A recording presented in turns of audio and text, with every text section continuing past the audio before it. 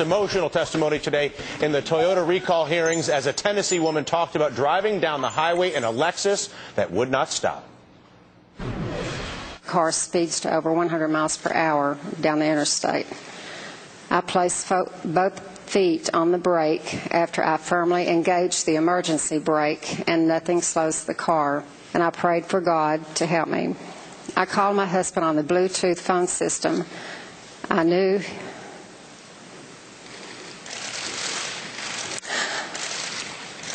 I'm sorry. The president of Toyota Motors USA, Jim Lentz, apologized for his company's mistakes while admitting that the massive recall may not totally solve the problem of sudden acceleration.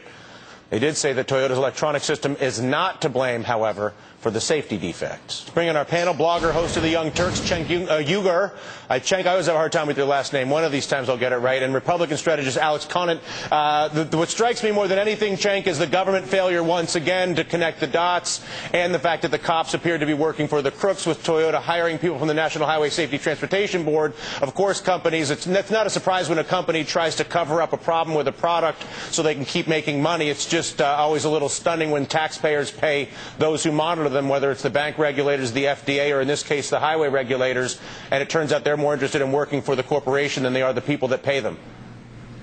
Absolutely. They had 2,600 complaints about Toyota between 2000 and 2010. They hardly did anything about it. In fact, when they were discussing some of these complaints, they laughed and rolled their eyes and giggled about these problems. Why? Because the corporations are in charge, and they don't really want to investigate any of this stuff. When Toyota did their own report, they didn't even look at any of the cars that had sudden acceleration problems. It's a joke.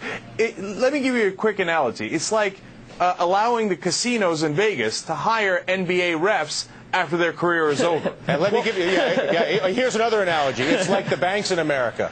It's like the healthcare system in America. I go down the list. It's like that's why we're all sitting, that's why we can sit here and have such an obvious conversation. Tomorrow, a Silicon Valley startup, and one with a tremendous pedigree.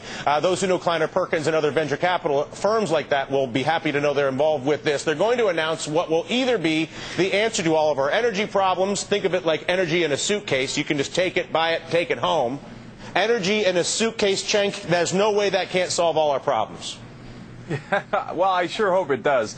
But here, as far as the science, I'm not a scientist, and I don't know if it'll work or not. But, if it does, it's a great example of the American free market system working well with American government. Because the guy who invented this used to work for NASA, and he had a lot of expertise that he built up there.